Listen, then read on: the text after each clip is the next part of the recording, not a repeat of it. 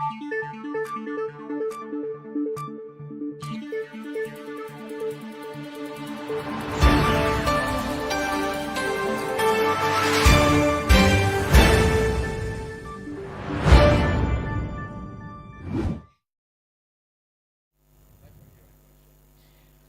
and welcome everyone to Property Zone Live, exclusively brought to you by IQI.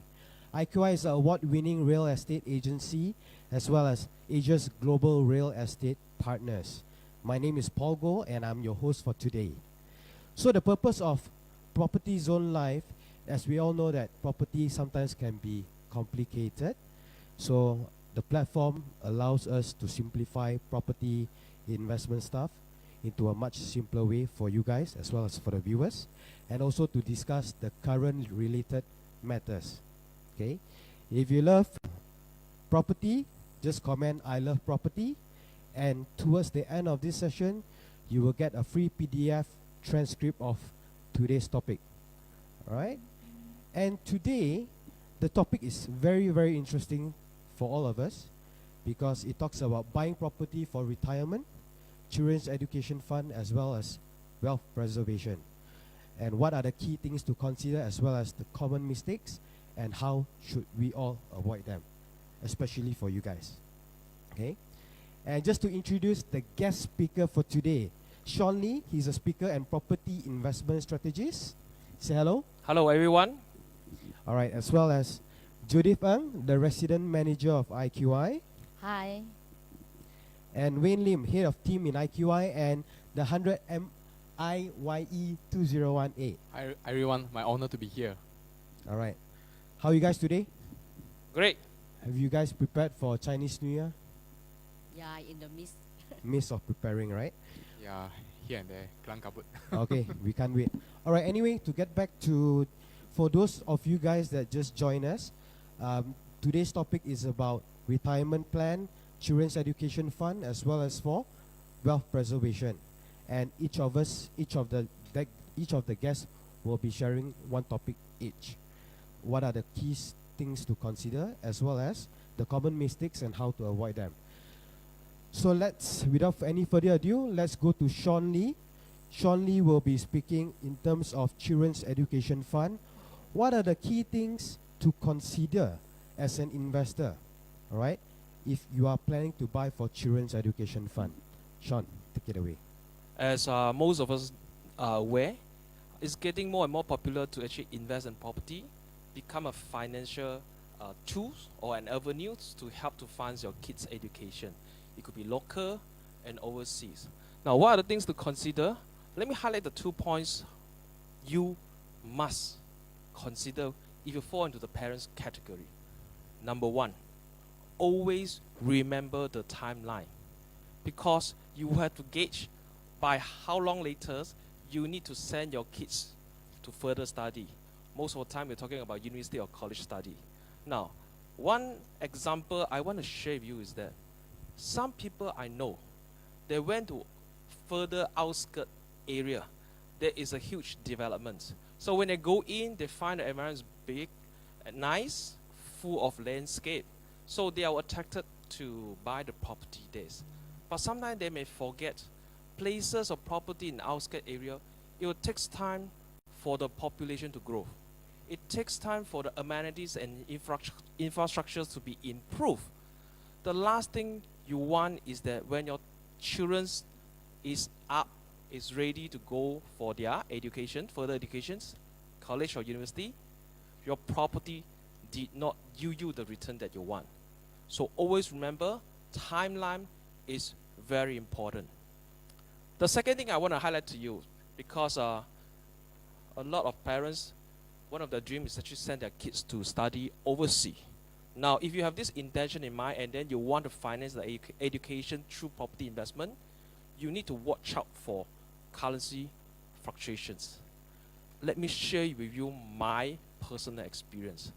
I went to further my study in the United States in the year of 1997. As some of you may remember, 1997 is actually where the financial and currency crisis hit. So the first year I able to exchange my currency for my study fees at the rate of 2.8. But when the second year comes, the currency rate is at 5 ringgit to 1 US dollar. I had 2 roommates at the time. One is from Korea, the other one's from Thailand. These other country was badly hit during that times. 2 of them cannot continue to study. They have to go back to their home. So imagine the agony the children have is that they prepare along the way, but they are not able to continue to finance due to no fault from their side. It's just currency fluctuation.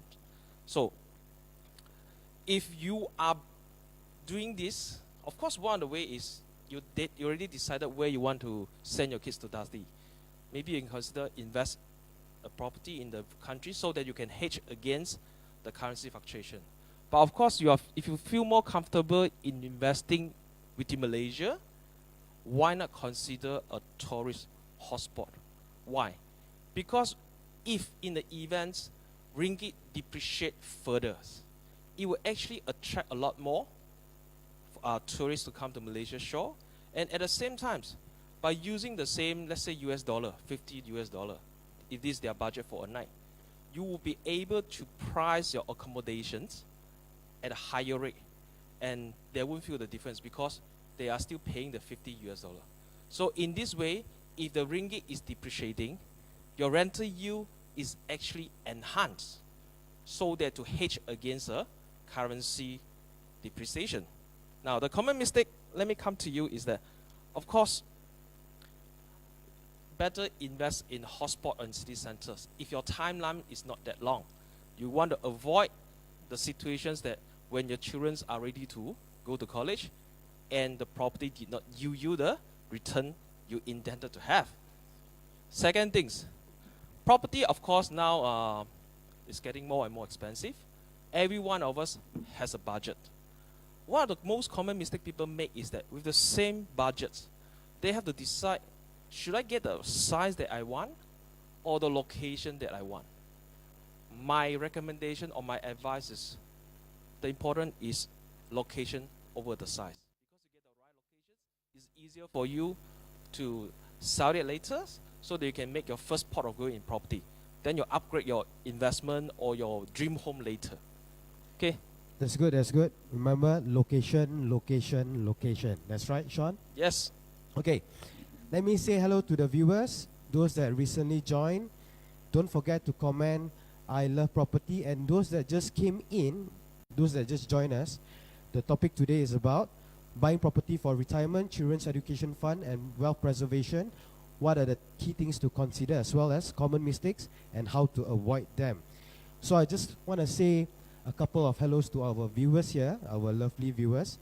Hi Yan Tan, hi Eunice Oi, hi Joel Lau, hi Ivan, Mandy Chan, Loy Lili, Steve Anche, and thank you for commenting I love property, because why, towards the end of this session you will be getting a PDF copy. It's a free PDF copy of whatever we have discussed today. Alright? Okay, by the way, so coming to next, Judith. How are you doing? Good. Okay, Judith, you're the resident manager in IQI.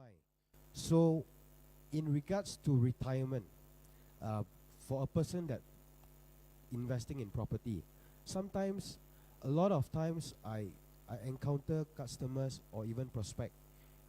They always just tell me, Paul, I just want to buy a property. When we ask why, it's just for investment. So it's a very short-sighted view of looking at property investment. But of course, buying property is also part of retirement. Yeah. So what are your consideration, or what should the viewers consider when they're buying for retirement? And then after you have answered this, then I will ask you what are the common mistakes that could happen, as well as how to avoid them. Yeah, Judith, what are the things to consider? Hi. I have been a property investor for many years, so I'm very happy to share with you on my thoughts about how to use property investment for retirement.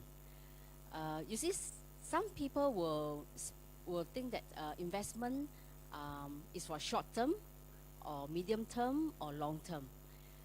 For those who think investment is short term, these are what we call speculators.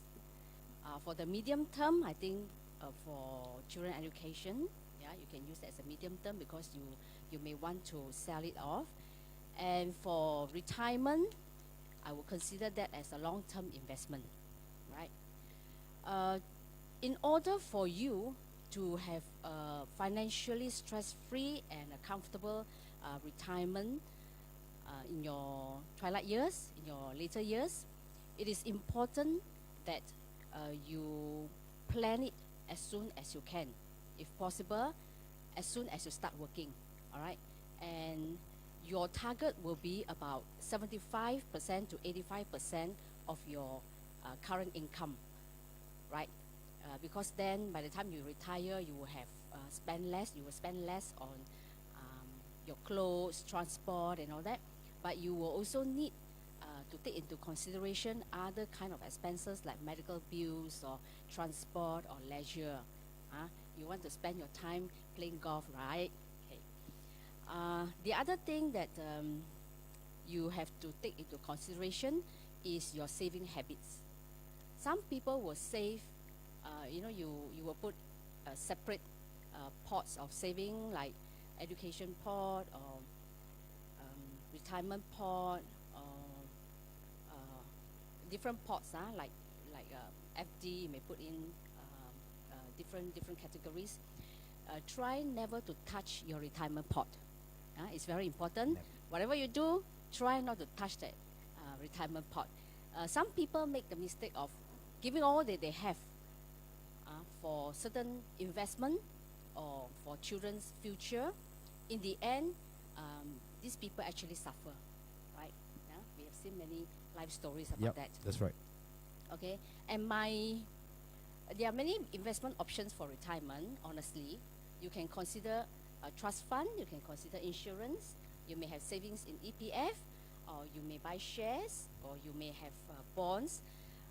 But many people think that real estate is a very good Safest. investment, long-term good investment, because property prices never go backwards, right?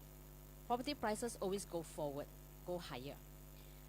My advice for you to invest, even on your first property, if you are using it for your own use, is that if it's for own use, try not to buy something that's too expensive.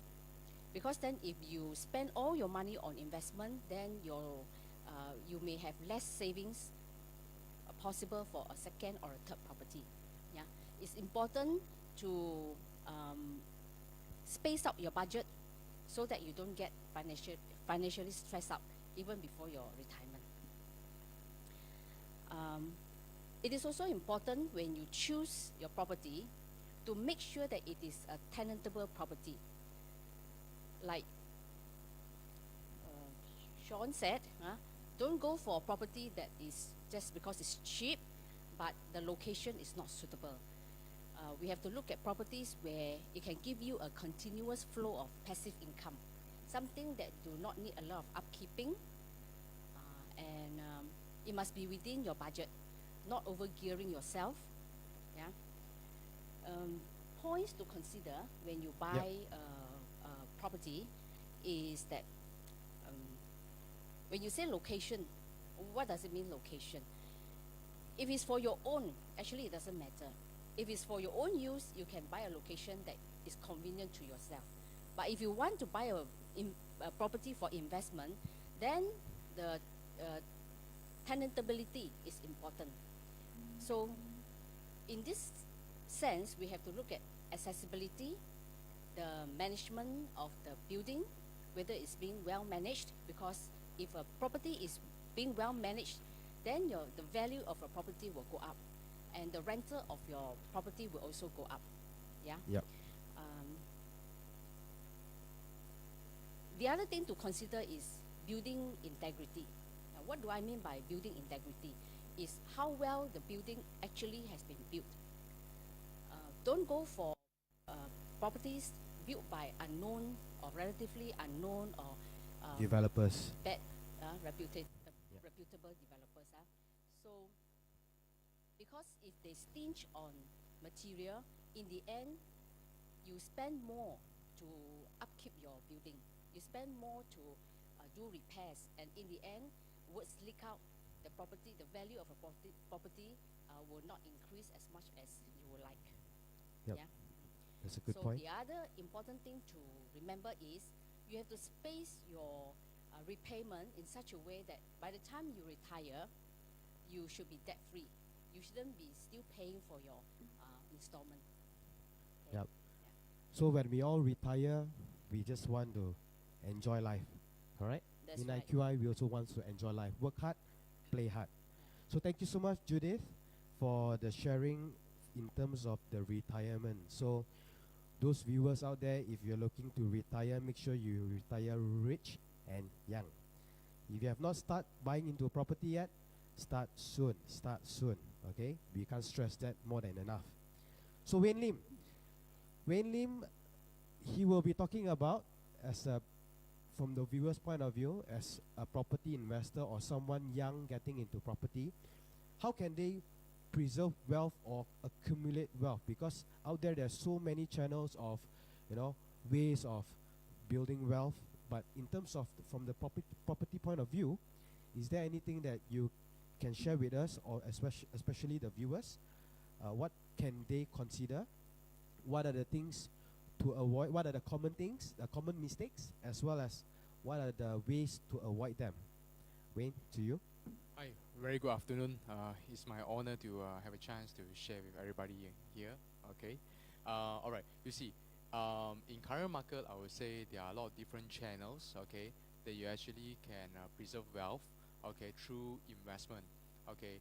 Let's give you some example. It can be as simple as you actually just put your money into fixed deposit in banks, which is they also give you currently about 4.0% of Yeah. fixed deposit, which is just a slightly lower, but lower risk, right?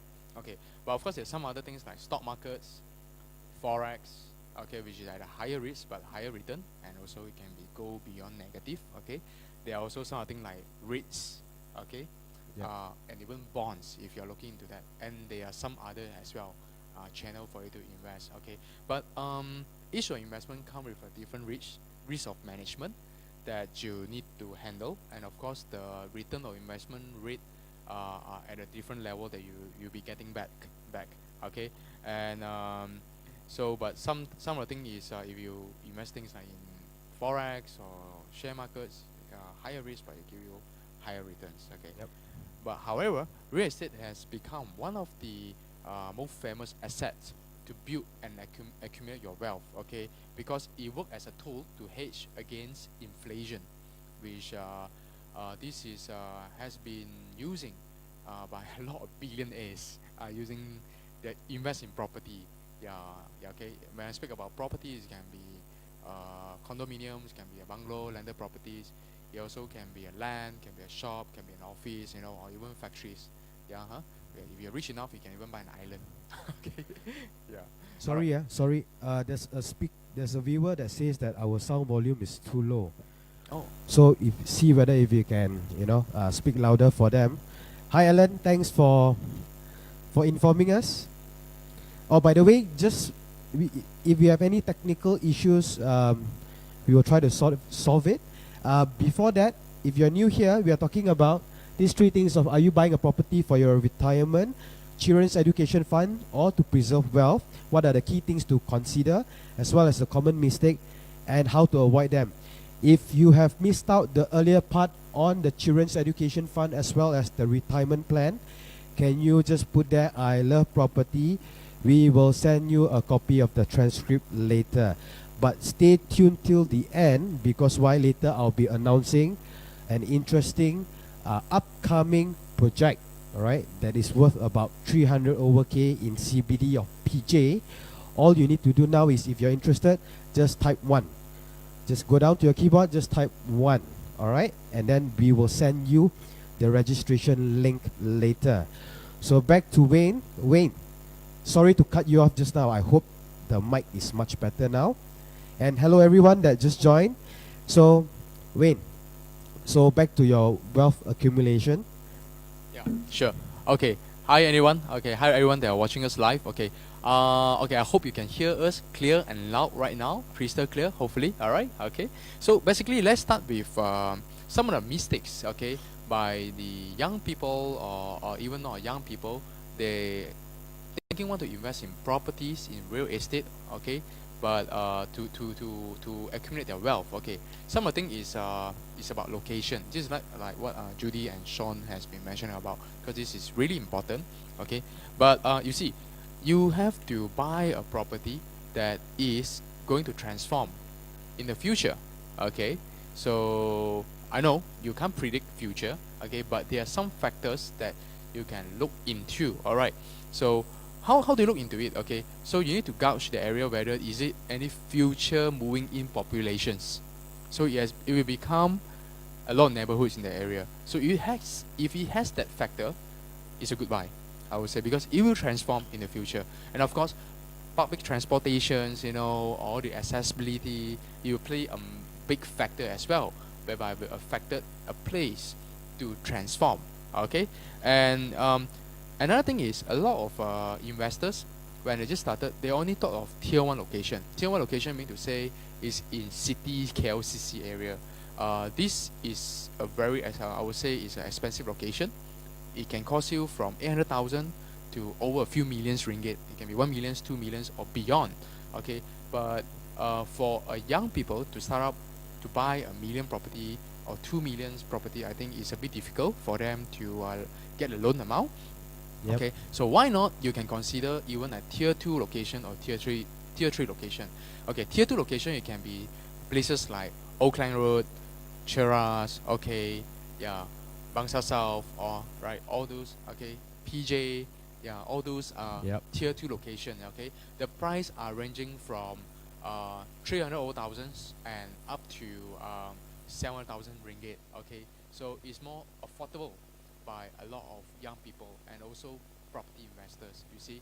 And they have a lot of more room of improvement if you for your capital appreciation, and it's a lower risk, you see. We're speaking about risk management here, so it's a low risk for you, so that you don't all out your money into one property investment. Yeah, and of course, if you also can look at tier 3. Tier 2 is a bit as a suburb area like Kajang, Semenye, which are those locations, but those places will take a longer time for the capital appreciation, and also for you to get a tenant to rent as well. Yeah, okay. And the second factor, I would say, the biggest one of the mistakes is a cash flow issue. Yes. Okay, a lot young investors, they tend to overgear themselves. Okay, you probably have heard this investor terms called overgear, or probably you haven't heard before. Overgearing means you buy too many properties and you leverage too much on a loan, and then you stuck in the end.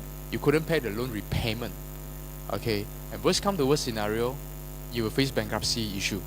Yep. Okay, so remember that, do not overgear yourself. Okay, so if let's say you have a residential property today, okay, please do rent it out. You have to rent it out to your tenants, so that their tenants able to help you to pay the repayment of your monthly bank loan installment. Okay, even though let's say you are paying a rental of 3,000 ringgit. Sorry, your loan installment is 3,000 ringgit, but your rental is 2,500 ringgit. Okay, I would say it's good enough. You only top up 500 ringgit a month, and a year is only like what? It's only like 6,000 ringgit. 6,000 ringgit. Yeah, which is sound reasonable, right? And don't forget, you're still getting property capital appreciations. You see, at least it will help you to to lower down your gearing. You see, just like car gear. Okay, you switch it. Okay, every few years. Okay, and third one I would say is you need to know your why of investing in property. Seriously, you need to know this why. Okay, why I'm telling you this, very often a lot of people buying properties emotionally.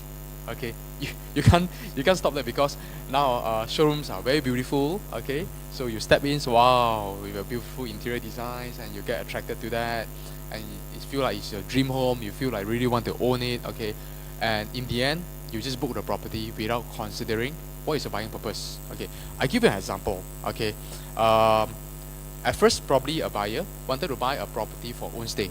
Okay, so they bought a property, probably a size of a 2-bedroom. Okay, probably a 900 square foot. But after this is a new property, new launch, after 4 years of completions, okay, so they start to come to realize that, oh, the house is too small for me to stay. I probably need a 4-bedroom property right now, Yep. or a landed property, okay, for example. So what happened? The property that I bought earlier, okay, is a 2-bedroom, but the area is not high demand for 2-bedroom, and they get stuck, and they start telling people in the market that it's very hard to rent out the property, Okay. okay, and the rental is very low, but in fact the location that they bought is very hard to rent. Yeah, so those are some of the example that you need to know your why before you actually invested or purchase a property. Yeah, and let's talk about those are some of the common mistakes. Yep. And let's talk about how can you actually avoid all Yes. those mistakes. Okay? How can we avoid? Yeah, how can we avoid? I think this Yes. is more interesting. Yeah. Okay. All right. So let's start with leveraging. Okay. I believe. Okay. If you heard this term before, this is the best part. It's called OPM, others people monies. Okay, which is a lot of billionaires like Warren Buffett's, Yep. Lee Ka-shing, okay, and a lot more to name. All those billionaires, they are OPM when they just started. They're using other people's money. I'm not saying that he's going to use my money or yours money and things like that. I'm talking about they're using banks' money. You are leveraging. Okay, this is very important for our young people to start investing. Seriously, why? By nature, real estate is one of the easiest assets for you to leverage. Okay, because why? Especially in Malaysia, for if you haven't owned any property, you can get 90% up to 90% loan Yep. margin from the bank. Okay, so if you're buying a sub-sale property, you only required to pay a 10% Yep. of down payment. Okay, but what if you're buying a new launch property? Some of the new ones should give you rebates, which is making your entry much easier. And another factor that in Malaysia our interest rate is not that high, and luckily we are actually currently for residential we are ongoing about 4.45% Yep. interest rate. And best part, you're able to leverage maximum 35 years. Yes. 35 and years. to pull down your monthly installments. Okay, so you can leverage to the max. Okay, and let me give you an example. Okay, say you're buying a property about 500,000 ringgit, for example, and you leverage on a 90% loan and you mortgage it for 35 years a loan tenure. Okay, your money installment probably could be around 2.5. 2.5 around there. 500k minus 10%, 450, about 2005. Plus 2005. minus, yeah. Yes, correct. If you leverage on the bank, okay. Obviously, you can't pay a cash of 100,000, right? Right? Isn't it right? We don't have that much money to do that. Yeah. Okay. So leverage on the bank. Okay, that's a good idea. Okay. Secondly, okay, let's talk about price appreciation, which is the price will increase over time. Okay. So you see, a lot of people thinking of buying property to flip. Okay, meaning to say you get a quick income within a few years. Okay, I can tell you the era is already gone. Nowadays it's about buying to keep. Okay, you have to buy and then you keep. The longer you keep, the higher of the property capital appreciation it will go up. Okay, so usually if you keep more than 10 years, it will go double. If you buy 500,000 today at a decent location, after 10 years, usually it will go double the price, become 1 million ringgit. Yeah, you earn 500,000. Yeah, just like that, and you're leveraging people money, like what I said just now. Okay, all right. Now speaking about that, okay, capital appreciation. Okay, by leveraging. Okay, I give you another scenario. Okay, for example, you're buying. Let's go back to a 500,000 property. Okay, imagine you're buying a sub-sale. You actually paying a down payment of minimum 10%. You will get 90% loan. So 50,000. your initial capital layout that you pay out, okay, which is only 10%, about 50,000 ringgit. Yep. Okay, but let's look at this way. After a year or so, or a few years down the road, the property probably increased to 550,000 ringgit, and you gain about 50,000 ringgit of profits. Of course, you haven't sold, couldn't get a profit. But if you count by using percentage mathematics, you are basically getting how many percent returns? You're already getting 100% returns. Remember, you're only paying 50,000 and now you increase 50,000. You're Yep. getting 100% returns. But what if you keep the property for another, I don't know, many years down the road and you sell it for 1 million ringgit? You are getting 1,000% return. Wow. Such a magic number, right?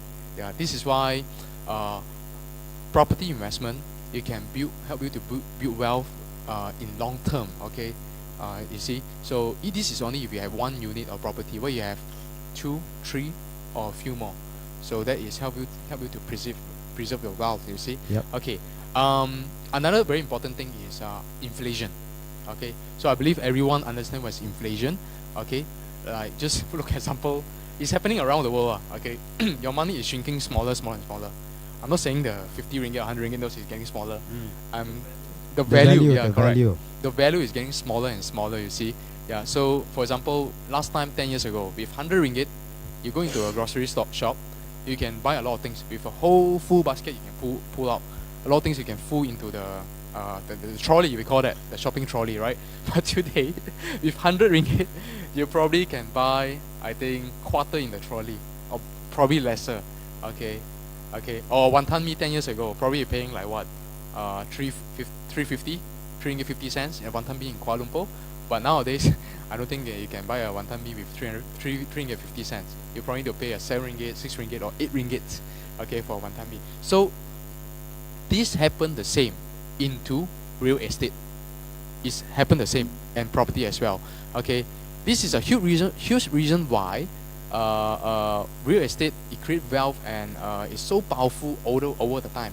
Okay, and it relates back to the capital appreciations that I share with you all just now. You see, yeah, and let's consider into this. Okay, the key is you using inflation to build wealth in real estate, and whereby, of course, the truth is you need to pay some of the mortgage installment.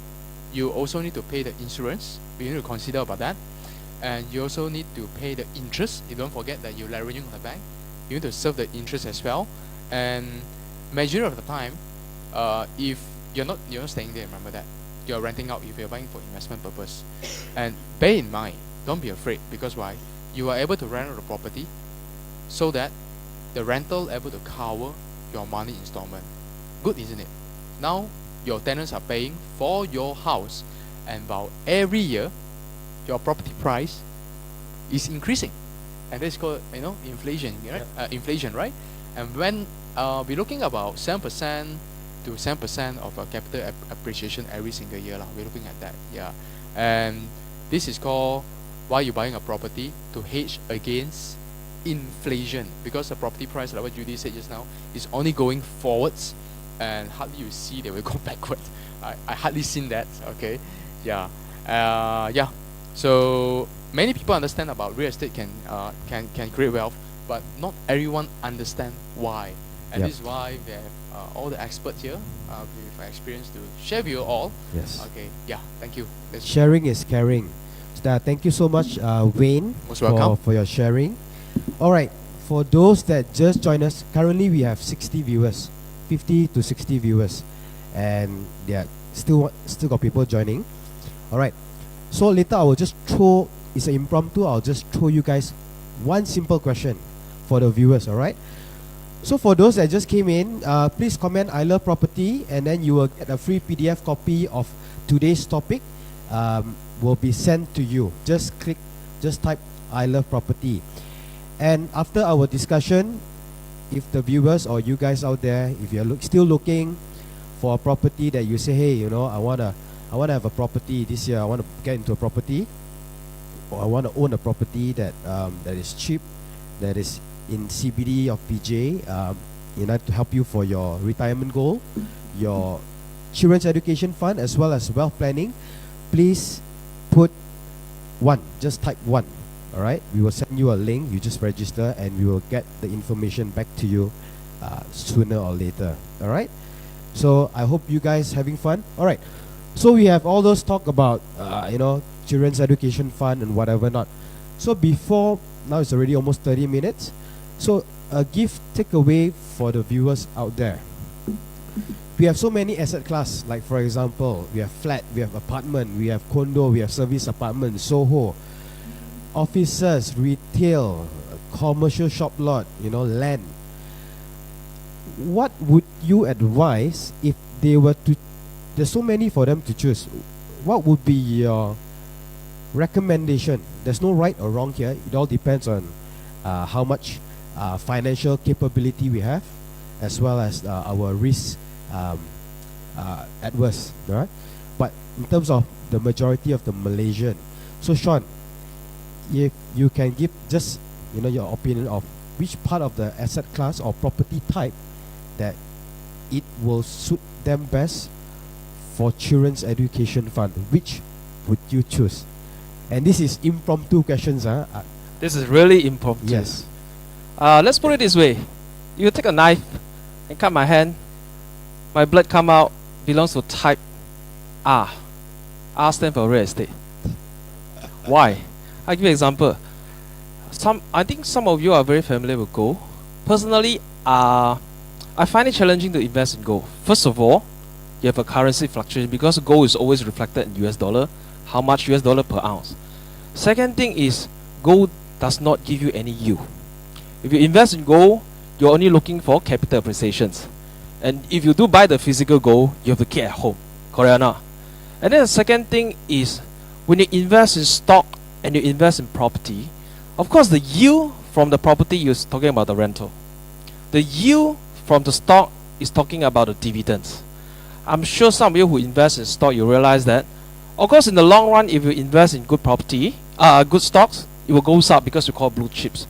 But at that moment, if they declare a dividends by 5%, the stock price comes down by 5% immediately. Okay? So, it doesn't happen in property because just because your tenant pay you 3,000 doesn't mean that your property value will reduce by 3,000, correct or not? So this is why I like about property. It has a combination of both capital appreciation and the yield. Okay, thank you so much. So, you didn't answer my question. Of all the property types, Property types, okay. yeah, which one would be your first choice personally for you? I would like, I mentioned to you, hotspot that with tourism because these are the one you are not only limited to local market and you hedge against ringgit depreciation Yep. in the events. So more tourists normally comes. Okay. They find it Malaysia is a better, Yep. much cheaper place to travel. Just like what happened last time in Japan and last time in UK. People just flock to the area and shop like nobody business. So Yeah. you would choose condo? I in would the choose hotspot condo, area? yes. Alright. And if you are aware, short-term rentals is getting more popular. So when you invest in condo, make sure that place is feasible. You want to do a short-term rental to boost your yield. Thank you so much, Son. Okay, for those watching, please share this if you like this, whatever we are talking, whatever we are sharing in terms of the topic, please share it out. Your friends, your family may benefit from this current topic. Okay, and then if you want to talk about, if you're looking at a property this year, 300 over K plus within the CBD of PJ, just type 1. We will send you some information. All right. So Judith, out of all the property category, just choose one and just a simple answer. Of course, the higher ROI, the better. Yep. But before you embark on a purchase, you must also look at the pitfalls, right? It's very important to know to budget it. How much are you able to pay an extra money for this kind of investment? Like Wayne say, it's very important not to get overgeared. Yeah. In the end, what happens is you have to sell even the house you're staying in. Huh? So it's very important. Do not be overgeared. Do not be duped by people who say you can use other people's money. Yeah, you just put 10%, 10%, 10%, 10%, and you have 10 houses or 10 condo. But can you imagine if they are not rented out, what we call the vacant period? Yeah, nobody takes care of it for you, nobody pays for you, and you have to pay it for yourself. And then it's like you are having 5 leads for 10 hosts, cover here, cover there, and you will never be able to cover. So that is very dangerous, right? And the other thing you have to consider is unsuitable location. You see, earlier I said, what is most important for retiree is continuous passive income. So you have to look for places where there are a lot of tenants. For example, where there are colleges, where there are hospitals, where there are maybe shopping areas. Yep. Yeah. That's a trend Right. now. Yeah, Shopping that's a center. trend now. You can use the Yeah. short-term vacation plan. So these are points to consider when you purchase a property for long-term investment for the purpose of rental income. It can be any type. Honestly, it can be any type. Those days, my first choice is I will go for retail shops. Okay. Yeah, because that is the highest yield, right? Nowadays, I see there's a trend because shops are getting so expensive and you can hardly get the ROI and you're putting yourself into very high gear, overgearing, yeah. Nowadays, if it's just for investment and you want the rental income, then you look for the category that gives you the highest ROI. Of course, bearing all the pitfalls, reputable developer, and what else? The building integrity, accessibility, transportation, potential for growth. Potential for growth not just for the property but the area. As the property, as the area grow, demand for property will also grow. Now, one thing we are very fortunate is that Malaysia is a beautiful country, and we have a lot of visitors, right? And also Kuala Lumpur is a migration city. That means people migrate from outstation, migrate from other countries to live in Kuala Lumpur, and Kuala Lumpur is still young and growing. Yeah, so there's a lot of potential for growth, right? So I'm saying you can buy any property as long as it's within your budget. Okay. Yeah, don't try too hard, don't push too hard. Okay. All right. So you have no particular one, just anything as long as it fits the budget. Yes. Thank you so much. By the way, Vivian Chang says, "I love Judith Ng." Right? Thank you. I love Okay. you too. I will Please see share. who you Please are. share. Vivian Chang, please share if you love Judith. All right, Wayne. Just a quick one before we end this session. Okay, hi. So according to Paul's questions, okay. Personally, I would say I would prefer to invest in residential. Reason being is a lower risk, okay. But of course, residential, the rental yield could be not as high as commercial property like shops, land, or factory. Okay, I'll come into that later because that requires holding power. Okay, you see, residential property, like I said just now, you're able to leverage maximums on the bank, 90%, which you probably pay a minimum down payments. Okay, and the risks are lower if you know how to manage it by spotting the right property. Like locations has been covered by Paul and Judith. Okay, such as you need to get a place that has people that will rent, such as tourist impact. Okay, like I said just now, moving in populations. Okay, so there's neighborhoods. Okay, so long it's not too far away from LRT and MRT or public transportations, and like what Judith said, is also not too far away from shopping mall. Then you never go wrong. Okay, so you're not necessarily buying at tier 1 location. Like I said, you can always buy a tier 2 location like PJ, Bangsa South, okay, Oakland Road, Cheras, those kind of places. Yeah, okay, which is not too expensive and they lower down your risk. Okay, and you see, everybody need a house to stay. Yes, regardless they're buying it for own stay or regardless they're buying for rental purpose. Okay, a lot of people come to me and tell me that, hey, they are oversupplied right now in the market. There's so many property right now in the market. Okay, but but I can tell you, not really. Suburb area, yes. Okay, suburb area, yes. There are a lot of oversupply, which is really not tenanted. Okay, but tier 1 and tier 2, those area, hot location, is actually tenanted. Okay, why? Just like what Judith said just now, a lot of people want, Kuala Lumpur and Selangor is a place that a lot of people want to migrate in, locally or internationally. Okay, I just give an example. Alright, imagine that, let's say a student. Okay, most of the people in Kuala Lumpur doesn't belong to KL. They're actually from outstation. This is why during Chinese New Year upcoming soon, the road are empty, no cars. Okay? No jam. No jam. I love it. Woohoo. Okay, why I'm telling you I'm a KL boy. Okay, so I know every year during Chinese New Year it's clear, the traffic really clear. So what I'm trying to tell you is, people from outstation, they come here. Okay, since the day they come into university here to studies. Okay, so when they study, they need a place to rent. Correct. Most of us are renting a place. If you go study at outstation or in KL, they come to KL. If their parents are good, rich enough, they buy a property for them. So there's still a transaction involved. You see, buying and rental. And when this student graduated, they start to work. Okay, most of the job opportunities are in Kuala Lumpur itself, in the city center area.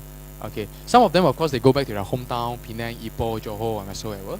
Okay, but mostly we stay in KL. When they work here, they will need to put a place to stay. Either they rent to they start renting a better place, or if their parents are okay, they buy a new house for them. Okay, so after many years they're here, they probably meet their wife or their husband, decided to build a family in Kuala Lumpur. Okay, and then they will start to get a proper and bigger house, and then hence they need to buy a property, or maybe they rent a bigger size of a property.